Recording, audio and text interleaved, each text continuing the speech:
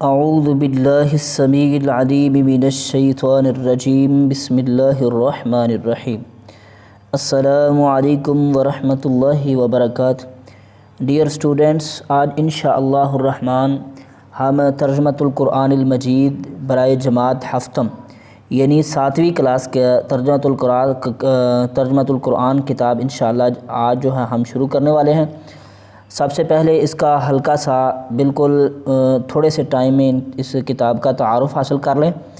اس میں سب سے پہلے فہرست ہے، فہرست میں یہ صورتیں ہیں جن کا ترجمہ ہوگا، ٹھیک ہے، اور اس کے مضامین ہوں گے، تعارف ہوگا، وجہ تسمیہ ہوگی، یہ ساری چیزیں آپ نے پڑھنی ہوگی سورہ نبا سے لے کر سورہ الحمزہ تک، ٹھیک ہے جی، سورہ نبا سے لے کر الحمزہ سورت تک یہ مکمل صورتیں ہوں گی، انشاءاللہ ہم پڑھیں گے۔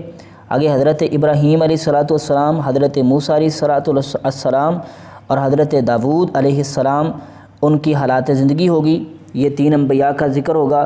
آپ اس ویڈیو کو اینڈ تک دیکھیں، انشاءاللہ مکمل کتاب کا تعارف بھی آپ کو ملے گا، اور پھر اینڈ پہ جو ہے یہ ماڈل پیپر برائے جماعت ہفتم یعنی 7ویں کلاس کا جو ماڈل پیپر ہے، پیپر پیٹرن جو ہے اینڈ پہ بتایا جائے گا، ٹھیک ہے۔ رموز اوقاف قرآن مجید یہ بھی ہوگا اس میں انشاءاللہ۔ تو آج جو ہے ہم سب سے پہلے جس حصے کو شروع کرنے والے ہیں وہ ہے ہمارے پیارے نبی حضرت محمد خاتم النبیین صلی اللہ علیہ وسلم، ٹھیک ہے جی۔ تو ان کی شان و عظمت جو اس کتاب کے پہلے حصے میں شروع کی گئی ہے، کیسے ہو سکتا ہے کہ ہم اس حصے کو چھوڑ دیں؟ تو نبی علیہ السلام کی شان و عظمت والے سیگمنٹ کو، حصے کو ہم بالکل نہیں چھوڑ سکتے، انشاءاللہ یہاں سے ہم ابتدا کریں گے۔ اب جتنے طلباء اس چینل پہ آئے ہیں ان کے لیے سب سے پہلے میرا پیغام یہ ہے کہ ہم ان کتابوں کو صرف امتحان پاس کرنے کے لیے نہیں پڑھ رہے، بلکہ ان کو حصول علم کے نقطہ نظر سے انشاءاللہ پڑھیں گے۔ اچھا، آپ نے اکثر چینل دیکھے ہوں گے، وہ شارٹ کٹ راستے بتاتے ہیں کہ یہ کر لو، وہ کر لو تو پاس ہو جاؤ گے۔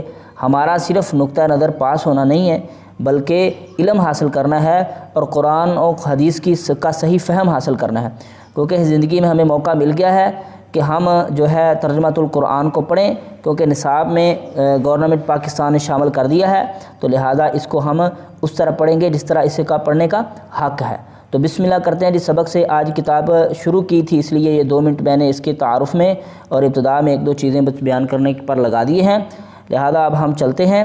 ویڈیو لمبی ہو جائے تو اس کی وجہ یہی ہوگی کہ میرے اندر ایک شوق ہے کہ میں اپنے طلباء کو حصول علم کی طرف لے کے جاؤں، نہ کہ ٹمپریری جو ہے وہ پڑھ کے صرف نمبر لینے کی نیت نہ ہو۔ چلیں جی، ہمارے پیارے نبی حضرت محمد خاتم النبیین صلی اللہ علیہ وسلم۔ حضرت محمد خاتم النبیین علیہ السلام اللہ تعالیٰ کے محبوب ترین بندے اور آخری رسول ہیں۔ آپ صلی اللہ علیہ وسلم پر اللہ تعالیٰ نے اپنے دین کو مکمل فرما دیا، اور آپ علیہ السلام پر ہی آخری کتاب قرآن مجید کو نازل فرمایا، ٹھیک ہے جی۔ اللہ تعالیٰ نے آپ کے ذریعے دین اسلام کو غالب فرمایا اور انسانوں کو زندگی گزارنے کا بہترین طریقہ عطا فرمایا۔ اللہ تعالیٰ نے حضرت محمد رسول اللہ صلی اللہ علیہ وسلم کو تمام جہانوں کے لیے رحمت بنا کر بھیجا، اور آپ خاتم النبیین علیہ السلام کی حیات مبارکہ کو ساری دنیا کے لیے اسوہ قرار دیا، ٹھیک ہے جی، اسوہ حسنہ قرار دیا۔ اللہ تعالیٰ نے قرآن مجید میں حضرت محمد خاتم النبیین علیہ السلام کی شان کو مختلف مقامات پر بیان فرمایا، ٹھیک ہے جی۔ اب ماشاءاللہ یہ بہت پیاری سی تصویر آ گئی ہے آپ کے روضہ انور کی اور مسجد نبوی کی، ٹھیک ہے جی۔ اب یہاں سے قرآنی آیات آئیں گی جس میں نبی علیہ السلام کی عظمت و شان کا بیان ہے، تو ایمان کا تقاضا یہ ہے کہ ہم اس حصے کو نہیں چھوڑ سکتے، اس کو انشاءاللہ پڑھیں گے۔ حضرت محمد صلی اللہ علیہ وسلم کی شان مبارک قرآن مجید کی آیات کی روشنی میں، ٹھیک ہے۔ سب سے پہلی آپ کی شان یہ ہے کہ آپ کو تاجدار ختم نبوت اللہ پاک نے بنایا ہے، ٹھیک ہے جی، ختم نبوت کا تاجدار بنایا ہے، یعنی نبوت کے ختم ہونے والا تاج جو ہے وہ آپ کے سر اقدس پر اللہ پاک نے ٹکایا ہے، ٹھیک ہے جی۔ قرآن آیات کا ترجمہ کرتے ہیں۔ ما کان محمد ابا احد من رجالکم، نہیں ہے محمد صلی اللہ علیہ وسلم تم میں سے کسی ایک کے باپ، ٹھیک ہے، تم مردوں میں سے کسی ایک کے باپ نہیں ہیں، یعنی دنیا میں آپ کا کوئی روحانی دنیا میں آپ کا کوئی جسمانی اور نورانی جو ہے نورینہ اولاد نہیں ہے بیٹوں میں، ٹھیک ہے۔ ولیکن رسول اللہ، لیکن آپ اللہ کے رسول ہیں، وخاتم النبیین، اور آپ خاتم النبیین ہیں، ٹھیک ہے جی۔ وکان اللہ بکل شیء علیما، اللہ ہر چیز کو کا علم رکھنے والا ہے۔ سورہ احزاب آیت نمبر 40، ٹھیک ہے جی۔ نبی کریم صلی اللہ علیہ وسلم پر اللہ تعالیٰ اور فرشتوں کا درود بھیجنا اور مومنین کو درود بھیجنے کا حکم، ٹھیک ہے جی، یہ بھی آپ کی بہت بڑی شان ہے، ٹھیک ہے۔ سورہ الاحزاب آیت نمبر 56۔ ان اللہ و ملائکتہ یصلون علی النبی یا ایھا الذین آمنوا صلوا علیہ وسلموا تسلیما، بے شک اللہ اور اس کے فرشتے وہ نبی علیہ السلام پر درود بھیجتے ہیں، رحمت کی دعائیں کرتے ہیں۔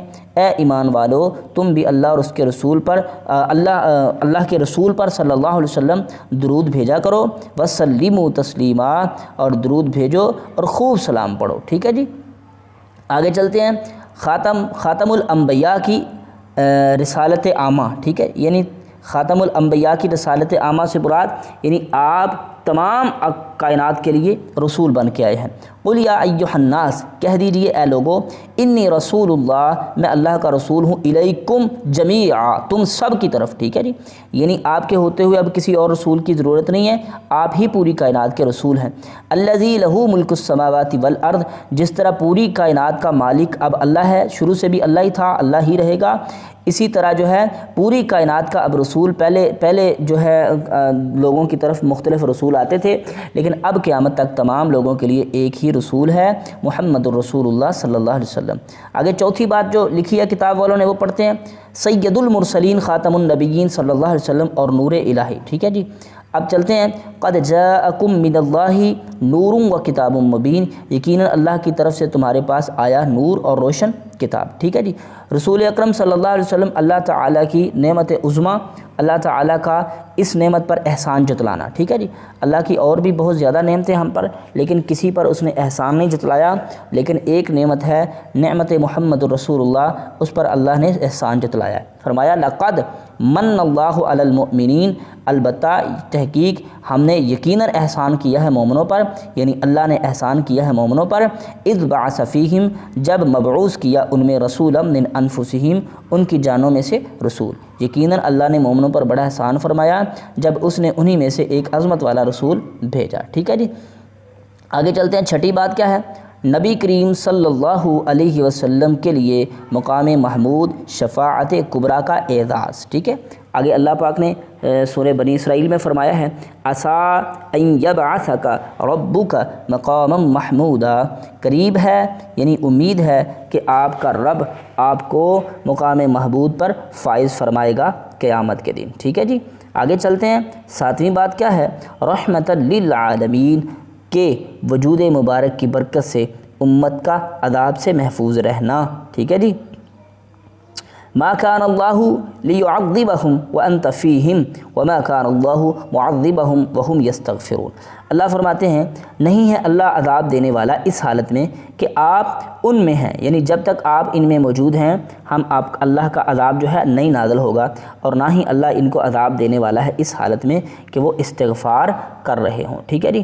یعنی آپ موجود ہوں گے تو تب بھی عذاب نہیں اترے گا، ہاں آپ موجود نہ ہوں گے، یہ استغفار کرتے رہیں گے تو تب بھی ان پر عذاب نہیں نازل ہوگا۔ آگے چلتے ہیں جی۔ اگلی بات ہے 8ویں۔ فَكَيْفَ إِذَا جِئْنَا مِنْ كُلِّ أُمَّةٍ بِشَهِيدٍ وَجِئْنَا بِكَ عَلَى هَؤُلَاءِ شَهِيدًا، تو اس دن کیا حال ہوگا جب ہم ہر امت سے ایک گواہ لائیں گے، اور اے نبی صلی اللہ علیہ وسلم ہم آپ کو اس امت پر گواہ بنائیں گے، ٹھیک ہے جی، اس امت پر گواہ بنائیں گے۔ آگے چلتے ہیں جی۔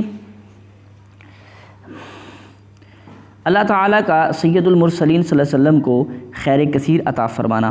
انا اعطیناک الکوثر، اے نبی صلی اللہ علیہ وسلم بے شک ہم نے آپ کو حوض کوثر کا خیر کثیر کا مالک بنا دیا ہے۔